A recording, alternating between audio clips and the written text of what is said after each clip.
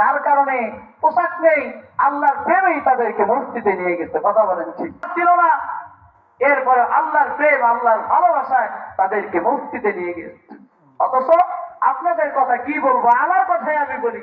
আমার এই পরিমাণ পোশাক, আমি যদি চাই 5 ওয়াক্ত নামাজ নতুন নতুন জামা পরিধান করে মসজিদে গিয়ে জামাতের সাথে নামাজ আদায় করি, এরপরেও তো নামাজের ব্যাপারে আমরা অলস, গাফেল। কিন্তু সাহাবা, তাদের একটা পোশাক ছিল, এরপরে তারা মসজিদে গিয়ে জামাতের সাথে নামাজ আদায়। মা, তারাও তোমার ছিল, কত কষ্ট তারা করেছে, এরপরেও তারা নামাজ থেকে গাফেল থাকেন নাই। হযরতে ফাতেমা রাদিয়াল্লাহু তাআলা আনহা এশার নামাজ পড়তেন, শীতের রাত, দীর্ঘ কথা বলেন। হযরতে ফাতেমা এশার নামাজ আদায় করার পরে তাহাজ্জুদের নামাজে দাঁড়িয়ে যাইতেন। নামাজের মধ্যে আল্লাহর কালাম তেলাওয়াত করতেন। আল্লাহর কালাম তেলাওয়াত করতেছে নামাজের মধ্যে। এরই মধ্যে মসজিদ থেকে ফজরের আযান ভেসে আসতেছে। ফাতেমা নামাজ ছেড়ে দিয়ে আকাশের দিকে হাত তুলে বলে, গো আল্লাহ, তোমার রাত এত ছোট, 2 রাকাত নামাজও পড়তে পারি না, রাত তো শেষ হয়ে যায়। আল্লাহ। মা, তারা কেমন ছিল, তারা কত বড় আলেম ছিল। ওগো মা,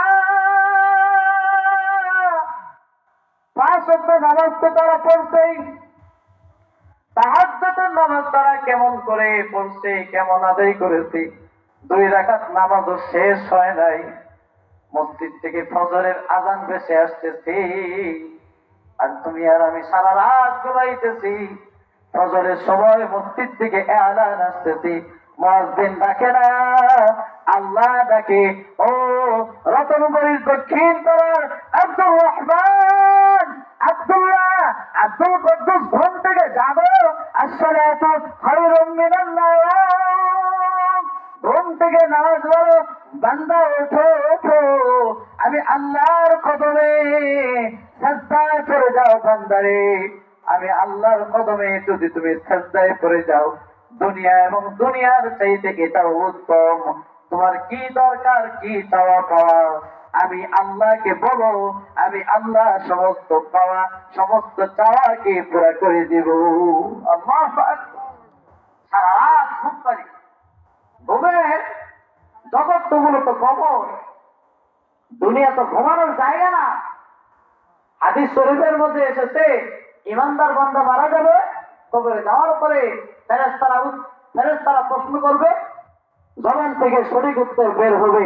আল্লাহ বলবে নাম, ফেরেশতার মাধ্যমে বলবে, ফেরেশতা বলবে নাম, ঘুমাও, দুনিয়াতে অনেক কষ্ট করছো, রাত্রি 12টায় মাহফিল শেষ করে আসছো, এরপরে ফজরের সময় ঘুম থেকে জাগ্রত হয়ে মসজিদে গিয়ে জামাতের সাথে নামাজ আদায় করেছো, সারা দিন ব্যবসা বাণিজ্য করেছো, অনেক কাজ করেছো, ক্ষেত খামারের কাজ করেছো, কিন্তু ফজরের সময় ঘুম থেকে জাগ্রত হয়ে মসজিদে গিয়ে জামাতের সাথে নামাজ আদায় করেছো। আল্লাহ খুশি হবে, আল্লাহ খুব খুশি হবে। ওই সময় বলবে, দুনিয়াতে তুমি ঘুম পাড়তে পারো নাই, আমি রবের হুকুমের জন্য ঘুম থেকে জাগ্রত হয়েছি। বান্দা, আজকে ঘুমাও, আজকে তোমার কোনো টেনশন নেই, কোনো চিন্তা নেই, তোমাকে আজকে কেউ ডাকবে না, ঘুমাও ঘুমাও। ঘুমটা কেমন হবে?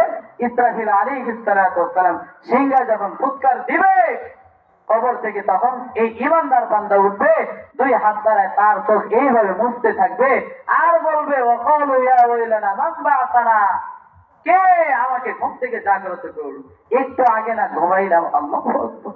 অথচ লাখ লাখ বছর, হাজার হাজার বছর অতিবাহিত হয়ে গিয়েছে, কবরে ঘুমাইতেছে, অথচ এই মানুষটা বলবে, একটু আগেই না ঘুমাইলাম।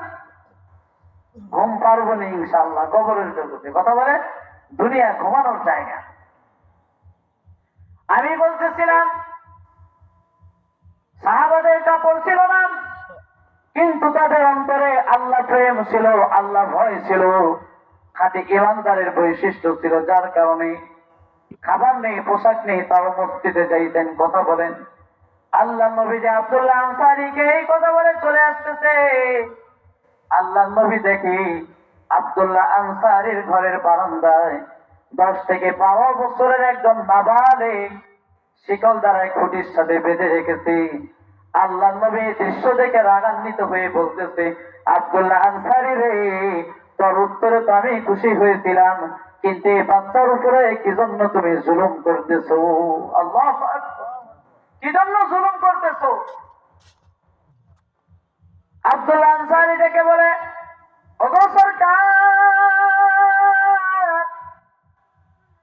এই সন্তানটা আর কেউ না, এটা আমার ওরস জাত সন্তান। ওগো সরকার, আমি নিজ হাতে শিকল দ্বারা আমার সন্তানকে বেঁধেছি, আমার সন্তানকে আমি নিজে খুঁটির সাথে বেঁধে রেখেছি। ওগো সরকার, আল্লাহ নবী কয়েকটা কারণে আমার সন্তানকে বেঁধে রেখেছি। আল্লাহ নবী এই যে খেজুর গাছের ডালটা দেখতেছেন, এই খেজুর গাছের মালিক আমি না, আমার বাড়ির পাশে যে ইহুদি, এই ইহুদি এই খেজুর গাছের মালিক। আল্লাহ নবী গাছের ডাল বাঁকা হয়ে আবার সীমানা এসে গিয়েছে। ওগো সরকার, আমার সন্তান ভালো মন্দ বুঝে না, হালাল হারাম বুঝে না, জায়েজ না জায়েজ বুঝে না।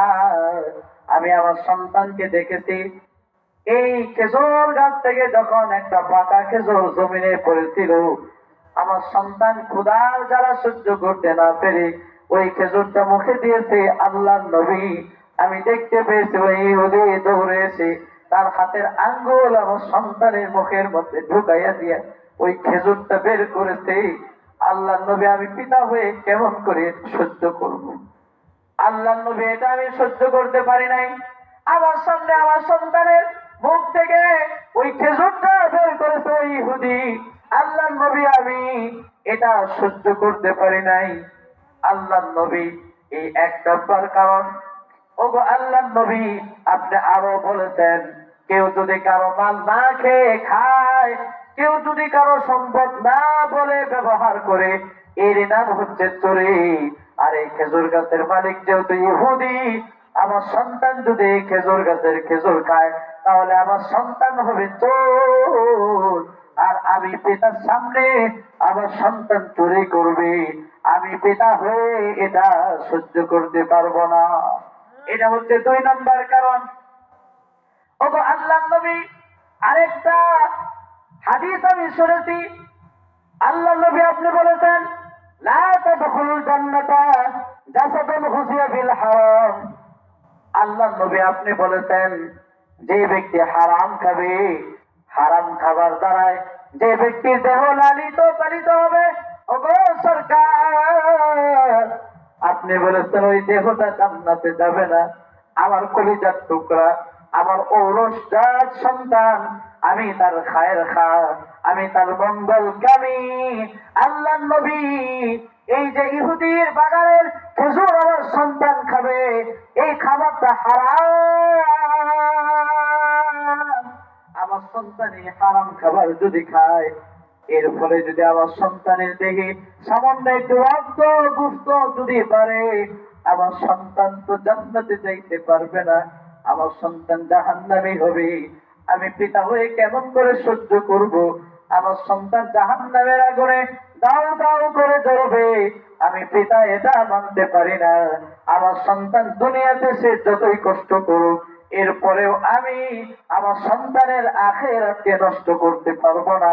আমার সন্তানের পেটে আমি হারাম খাবার ঢুকতে দিব না। আল্লাহু আকবার। তারা ছিল পিতা, আর আমরাও হারাম খাবার সন্তান খাবে, এজন্য পিতা নিজে শিকল দ্বারায় সন্তানকে বেঁধে রেখেছে। আর আমরা সন্তানের জন্য হারাম পন্থায় সম্পদ উপার্জন করি। কথা বলেন ঠিক কি? গর্ব করি, হুজুর আমার কন্যা 5টা, 5টার জন্য 5টা ফ্ল্যাট আলাদা আলাদা, 5টা বাড়ি করছি আলাদা আলাদা, এই পরিমাণ সম্পদ আমি করছি। অথচ তার আয়ের উৎস কি হারাম ভাবে, হারাম কামাই। হারামের বিভিন্ন সূরত আপনারা মসজিদের যে খতিব সাহেব আছে, ইমাম সাহেব, তাদের কাছ থেকে শুনবেন। আল্লাহ নবী বলেন, ও সন্তান, ও পিতা মাতা, সন্তানের জন্য হারাম উপার্জন করে দুনিয়াতে রেখে যাবা, তুমি কবরে যাওয়ার পরে তুমিও কাঁদবা, আর তোমার সন্তান যাদের জন্য হারাম সম্পদ রেখে গিয়েছো, তোমার সন্তান সন্তানের বংশধর যতদিন দুনিয়াতে বাঁচা থাকবে, দুনিয়াতে বিভিন্ন বালা মুসিবত, বিভিন্ন পেরেশানির মধ্যে থেকে সবসময় তারা কান্নাকাটি করবে, তারা সুখে থাকবে না।